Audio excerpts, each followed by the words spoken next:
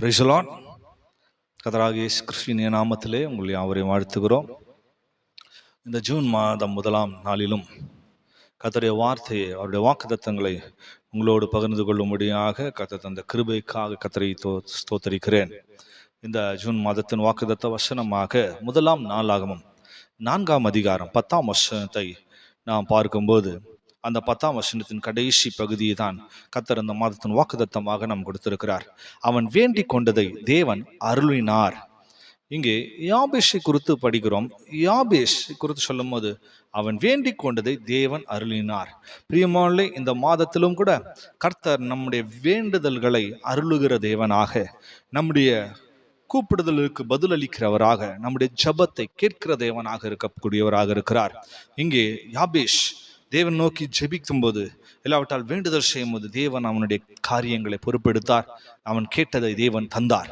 பிரியமானே, யாபேஷ் என்று சொல்லும்போது ஒரு மகிழ்ச்சியான சந்தோஷமான ஒரு நிலைமையில் அவன் உண்டானவன் இல்லை, பிறந்தவன் அல்ல.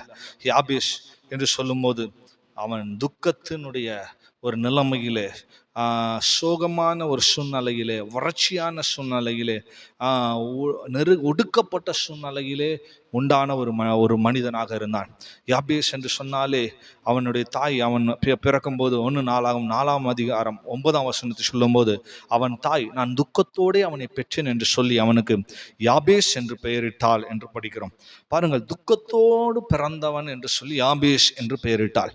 யாபேஷ் என்று சொன்னால் துக்கத்தினால் நிறைந்தவர், பலவிதமான சோர்வுகள், கலக்கங்களால் நிறைந்தவர், நெருக்கத்தினால் நிறைந்தவர்கள். பிரியமானே, நம்முடைய ஜீவியத்தில் கூட கடந்த மாதம் பலவிதமான நெருக்கத்தோடு நாம் கடந்து போயிருப்போம். பல சோகமான நிகழ்வுகள் நடந்திருக்கக்கூடும், பல துக்கமான சம்பவங்கள் நம்முடைய வாழ்க்கையில் வந்திருக்கக்கூடும், பலவிதமான வறட்சியான ஒன்றுமில்லாமையில் நாம் கடந்து போயிருக்கக்கூடும். பிரியமானே, இந்த மாதத்தில் கர்த்தர் உங்களுக்கு வாக்குத்தத்தம் பண்ணுகிறார். நீ வேண்டிக் கொள்ளுகிறதை கர்த்தர் உனக்கு தருவேன் என்று சொல்லுகிறார்.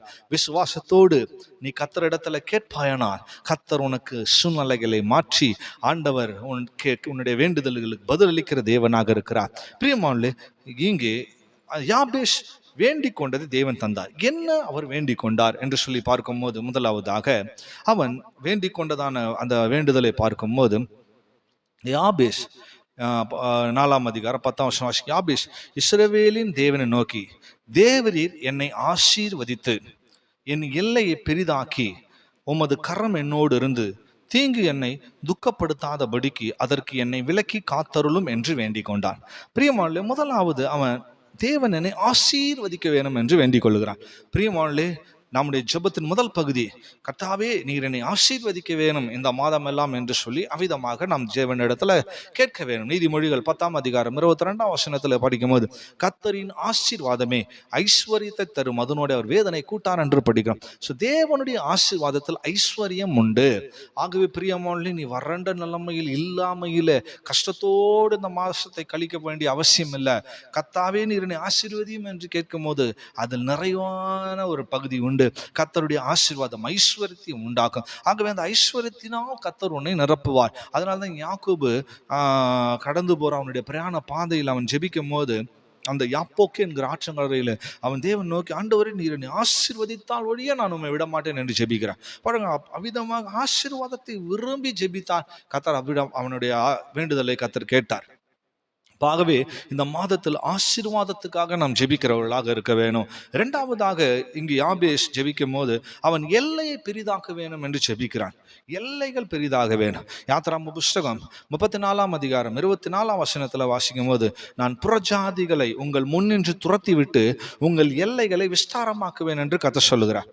பாருங்க, புறஜாதிகளை உங்கள் முன்னின்று துரத்தி விட்டு எல்லைகளை பெரிதாக்குவேன், விஸ்தாரமாக்குவேன். பிரியமானே, எல்லைகளை பெரிதாக்க வேணும் என்று சொல்லும் போது அதோடைய அர்த்தம் புறஜாதிகளை துரத்தி விடுகிற அனுபவம், இல்லாவிட்டால் நம்ம சத்துருக்களை, விரோதிகளை, எதிரியா செயல்படுகிறவர்களை துரத்தப்பட வேணும். ஸோ இந்த மாதத்தில் கர்த்தர் உன்னுடைய எல்லையை பெரிதாக்க வேணும் என்று நாம் ஜெபிக்க வேணும். எல்லையை பெரிதாக்குகிற அனுபவம் என்று சொல்லுவோம். நமக்கு விரோதமாக நம்மை நெருக்கி வந்து கொண்டிருக்கிற, இல்லாட்ட நெருக்குகிற, நம்மோடு போராடுகிற பலவிதமான அந்நிய வல்லமைகள், சத்துருக்கள் உண்டு. ஆகவே இந்த சத்துருக்கள் சிதறடிக்கப்படும்படியான ஒரு சூழ்நிலை நமக்கு வந்தால்தான் எல்லைகள் பெரிதாகும்.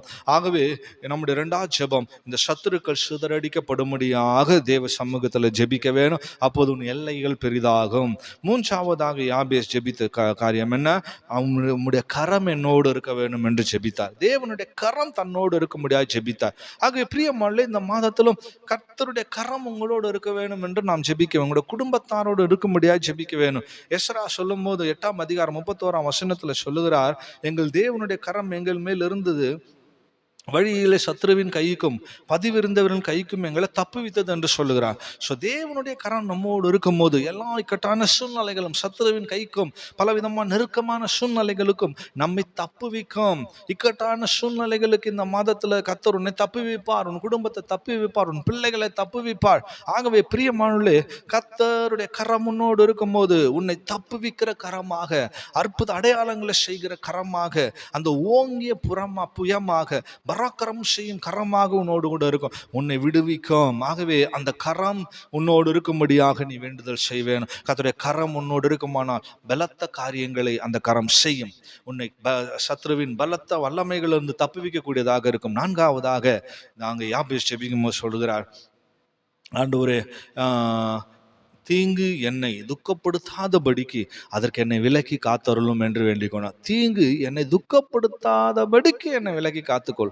ஸோ இன்னைக்கு பலவிதமான தீங்குகள் நமக்கு விரோதமாக கிரியை செய்து, அந்த தீங்குகள் வரும்போது நம்முடைய ஜீவியத்தை, நம்முடைய வாழ்க்கையை துக்கப்படுத்துகிறது, சோகத்துக்குள்ளாக அது கொண்டு போய் விடுகிறது.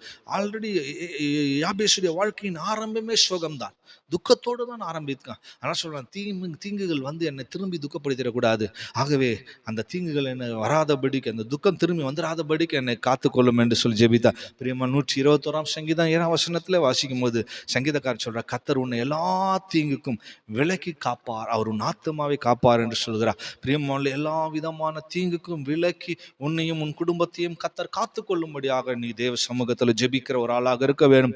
27ஆம் சங்கீதம் 5ஆம் வசனத்தில் வாசிக்கும், தீங்கு நாளில் அவர் என்னை தம்முடைய கூடாரத்தில் மறைத்து, என்னை தமது கூடார மறைவில் ஒளித்து வைத்து, என்னை கண்மலையின் மேல் உயர்த்துவார். 6ஆம் வசனத்தில் வாசி, இப்போது என் தலை என்னை சுற்றிலும் இருக்கிற என் சத்துருக்களுக்கு மேலாக உயர்த்தப்படும், அது நிமித்தம் அவருடைய கூடாரத்திலே நான் ஆனந்த பலியிட்டு கர்த்தரை பாடி அவரை கீர்த்தனம் பண்ணுவேன் சொல்லுவார். பாருங்க, சொல்லும், தீங்கு நாட்கள்ல என்னை கூடாரத்தின் மறைத்து வைப்பார். அந்த கூடாரத்துக்குள்ள நான் மறைந்திருக்கிற அப்படின்னால ஆனந்த பலிகளை கர்த்தருக்கு செலுத்துவேன், கர்த்தரை பாடுவேன், கீர்த்தனம் பண்ணுவேன். பாருங்க, அந்த கூடார மறைவில் இருந்து கொண்டு கர்த்தரை துதித்து பாடி ஆனந்த பலிகளை செலுத்த வேணும். பிரியமானவர்களே, அந்த கூடார மறைவு என்று சொல்லி தேவ சமூகத்தை காட்டுகிறது. இந்த மாதமெல்லாம் கர்த்தருடைய சமூகத்துக்குள்ளே நாம் காணப்பட வேண்டும். தேவ சமூகத்துக்குள்ள இருக்கும் போது அந்த மகிழ்ச்சி, சந்தோஷம், அந்த நிறைவான ஆசீர்வாதம் உனக்கு எப்போதும் காணப்படும். ஆகவே பிரியமானவர்களே, இங்கே அந்த யாபேஸ் ஜெபிக்கும் போது 4 காரியங்களுக்காக அவர் வேண்டிக் கொண்டார். அவ்விதமாக ஜெபித்ததுனாலே கர்த்தருடைய வசனம் சொல்ல, அவன் வேண்டிக் கொண்டதை கர்த்தர் அவனுக்கு அருளினார். இந்த மாதத்திலும் கர்த்தர் நீங்கள் ஜெபிக்கிற ஜெபத்தை கேட்கிறவராக இருக்கிறார். அந்த கூடார மறைவில் இருந்து கொண்டு, தேவ சமூகத்தில் இருந்து கொண்டு நீ வேண்டிக் கொள்ளுகிற காரியங்களுக்கு கர்த்தர் பதிலளித்து உன்னை மகிழ்ச்சியால, சந்தோஷத்தால கர்த்தர் நிரப்புகிற தேவனாக இருக்கிறார். முதலாம் நாளாகம் 4ஆம் அதிகாரம் 9ஆம் வசனத்துல வாசிக்கும் போது அங்கே சொல்லப்படுற, யாபேஸ் தன் சகோதரரை பார்க்கிலும் கனம் பெற்றவனாக இருந்தான் என்று சொல்லப்படும். பிரியமானவர்களே, எல்லா மனிதர்களுக்கு மத்தியிலே கர்த்தர் உன்னை கனம் பொருந்தின ஒரு ஆளாக மாற்றுவார். கர்த்தர் உன்னை ஆசீர்வதிப்பார். கர்த்தர் உன்னை வேண்டுதல்களை எல்லாம் பதிலளிக்கும் போது நீதான் இந்த பூமியில எல்லா மனுஷர்கள் மத்தியில கனம் பெற்ற ஒரு ஆள், உன் குடும்பத்தாருக்கு மத்தியில கனம் பெற்ற ஒரு ஆள், உன் சகோதரர்கள் மத்தியில நீ கனம் பெற்ற ஒரு ஆள், உன் சபையில நீ கனம் பெற்ற ஒரு ஆளாக கர்த்தர் மாற்றுவார். யாருடைய ஜெபம் கேட்கப்படுகிறதோ அவர்களை கனம் பெற்றவர்கள். பிரியமானவர்களே, இந்த மாதத்துல கர்த்தர் உன்னை கனம் பெற்ற ஒரு ஆளாக நடத்த விரும்புகிறார். விசுவாசித்து அவருடைய கரத்துல போடுப்பாயாக. தினந்தோறும் இப்படிப்பட்ட வேண்டுதல்களை கர்த்தர் முன்பதாக செய்வோமாக. கர்த்தர் தாமே உன்னுடைய துக்க நாட்களை சந்தோஷமான நாட்களாக, உன்னுடைய சோர்ந்து விடாய்த்த நாட்களை எல்லாம் களிப்பான நாட்களா, மகிழ்ச்சி நாட்களா கர்த்தர் மாற்றக்கூடியவராக இருக்கிறார். ஆகவே கர்த்தர் தாமே நம்மை ஆசீர்வதிக்க முடியாக ஒப்பு கொடுத்து நாம் ஜெபிப்போமாக. நல்ல பிதாவையும் அருமையான சமூகத்துக்காய் துதிக்கிறோம். இந்த புதிய மாதத்திலும் ஆண்டவரே, இந்த ஜூன் மாதத்தை கர்த்தர் எங்கள் கிருபையை தந்த தயவுக்காய் ஸ்தோத்திரம். ஆண்டவரே, அவன் வேண்டிக் கொண்டதை தேவன் அருளினார் என்கிறதான வாக்குத்தத்தத்தின்படியே இந்த மாதத்திலும் இந்த வார்த்தைகளை கேட்கிற நம்முடைய பிள்ளைகளை கர்த்தர் ஆசீர்வதிக்க முடியாது ஜெபிக்கிறோம்.